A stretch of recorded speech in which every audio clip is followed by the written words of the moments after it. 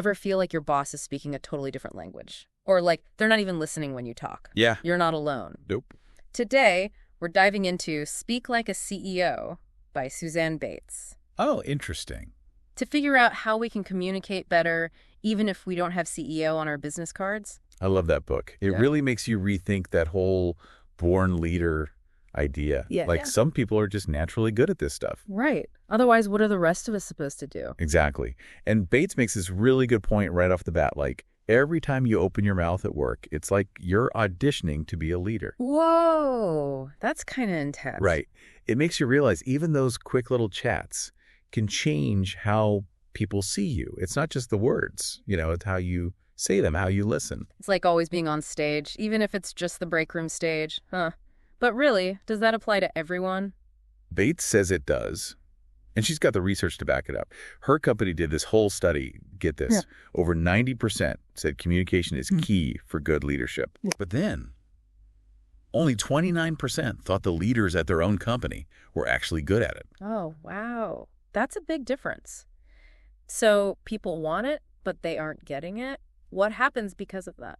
Well, Bates talks about the CEO who announced a big merger to the company. But he was really impersonal about it, like just the facts, no feelings, total disaster. Morale went down, people weren't working as well, everyone felt betrayed, like they couldn't trust him. Even if the merger was the right move. Yeah. She uses it to show, even with good intentions, if you can't communicate them the right way, things can go really bad. Totally. It's not what you say, it's how. So how do we avoid messing up? What does a good leader actually sound like, according to Bates? Okay, so she breaks it down. Honesty, integrity. Those are at the top. Makes sense. Don't be a jerk. Right. But it's more than that. Be genuine. Don't try to act like some perfect leader you saw in a movie. Be yourself. And having a clear vision for what's next. Like knowing where you're going. Yes. But also getting others excited about it. You can't just tell people to be inspired. You've got to create that feeling with how you talk. Which takes us back to that whole always auditioning thing. It's not about being some naturally charismatic CEO. Not at all. Bates talks about this guy, Tom O'Neill. He's a CEO now, doing really well. But you'll never guess. What is it? When he was younger, he was terrified of public speaking. Like, terrible at it. Seriously. But his dad was Tip O'Neill, right? The Speaker of the House. Yep. Wow, talk about pressure. If he can get over that fear, there's hope for us all. Totally. That's exactly Bates' point. Anyone can learn to be a better communicator. It's all about finding your own voice and using it the right way. But here's the thing. It's not just about the words themselves. Oh, now you have to tell me more. What else is there? Bates says there's no such thing as not communicating.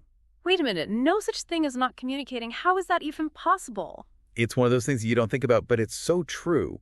Even when you aren't saying anything, you're sending a message. Wow. Your body language, your tone, even your face, it all says something. You mean like if I'm nodding along but thinking about what I'm having for dinner, people can tell? Oh, yeah. Think about a time you knew someone wasn't being honest, even if they sounded fine. Oh, yeah, for sure. So how do we make sure our body is saying what we want it to say? Like, I'm already thinking about my message. Now I got to think about how I'm standing too. Well, start by noticing what you're doing.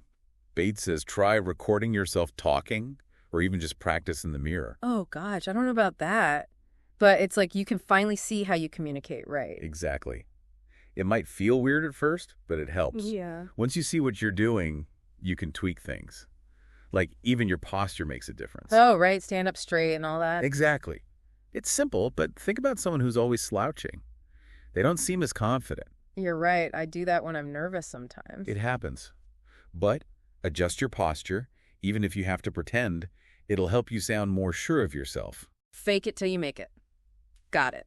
So, posture. Check. What about tone of voice? That feels harder to change. It can be tricky, but you can do it. Bates gives this example, up-talking. Up-talking? You mean like making everything sound like a question? Yeah. It makes you sound unsure, even if you know what you're talking about. Oh, okay. She says practice talking with more, like a downward tone, especially at the end of a sentence. So your words have more power, right? Exactly. Be intentional. Think about when you're telling a good story. You change your voice to keep people interested, right? Do the same thing at work. So it's like treating work conversations like a performance. Kinda, but be yourself. It's more about knowing how you come across and choosing how you want to come across. No more monotone presentations. Exactly. But it's not all about being super confident. Bates also says you got to be warm and approachable. Wait, like giving hugs in meetings? I don't know about that. No hugs, haha. Just small stuff. Smile when you see someone, look them in the eye, actually listen when they're talking. Be a human, not a robot. Got it. This is good. But is this all about changing who we are or just being aware of how we're acting? That's the key. It's about what Bates calls authentic leadership. The best leaders, they're not afraid to be themselves, flaws and all. So you don't have to pretend you're perfect. Nope.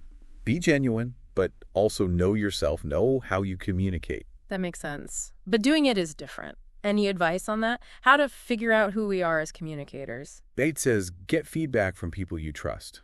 Like a work buddy. Yeah.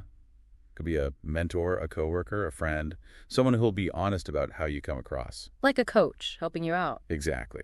And she says ask specific questions like, how do you see me as a communicator? Or what could I do better? Love it.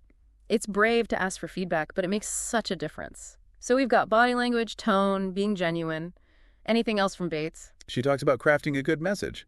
It's surprisingly simple. Be clear. Clarity, like using small words. That's part of it. But it's more. Every time you talk, have a purpose. Inform, persuade, inspire. Know what you want people to get out of it before you start. Don't just hope for the best. Right. Then make your message memorable. Chaz, what's the one thing you want people to remember? Ooh, that is good. Gets right to the point. Exactly. And you know what else she recommends? It might surprise you. Okay, you got to tell me now. What is it? You said Bates recommends something. That might surprise me. The secret weapon for impactful communication. Storytelling. Storytelling. Seriously, I thought that was for, like, kids' books, not the boardroom. It's a mistake a lot of people make. Stories connect with us emotionally. That's important everywhere, even in business. I get that I remember things better when they're in a story, but how do we actually do that? Starting a presentation with once upon a time seems a little off, right? No fairy tales. Find the human side of your message. Instead of just giving customer satisfaction numbers, tell a story about one customer. That shows what you mean. Or if there's a new project, talk about a challenge you faced before, how you overcame it. So bring data to life with real people and stories. Makes sense. Like, I don't want to just hear about product features. Tell me how it helps someone like me, then I'm interested. Exactly. Bates says storytelling is great for leaders because it builds a team. When you tell a story about why you're passionate, people connect with that. They buy into your vision. It's not just telling a story, it's leading through the story. That's pretty cool. Not just telling people what to do, but bringing them along. Exactly. And she even says leaders should think about the bigger story they're telling every time they talk. What kind of leader are they? What's important to them? The stories they tell show that. So create your own leadership story. That's powerful. It is. But like anything, it takes practice. Choose the right stories. Make sure they fit your message. And tell them in a way that feels real. So we talked about body language, how we sound, being genuine, even telling stories. Anything else from Bates we should know? She comes back to authenticity, but she calls it vulnerable leadership now. Vulnerable. Sounds kind of scary. Aren't leaders supposed to be, well, strong? That's the old way of thinking.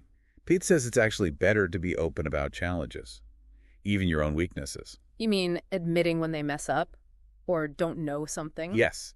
When leaders aren't afraid to be vulnerable, it makes them more relatable. People see they're human, just like them. That builds trust. That makes sense. I trust someone who owns up to their mistakes more than someone who acts perfect. But that's gotta be tough as a leader. It is. It's not about making it all about you. Be genuine. That includes being vulnerable sometimes. Okay, I get it. So we've learned a lot from Speak Like a CEO. What's the one thing you hope sticks with our listeners? Communication is a skill. Anyone can learn it. Anyone can get better. CEO or not, be intentional with how you talk. You'll be a better leader. Every conversation is a chance to connect, to inspire. We can all do that no matter what our job is. See, even CEOs have to work at it. Who knew?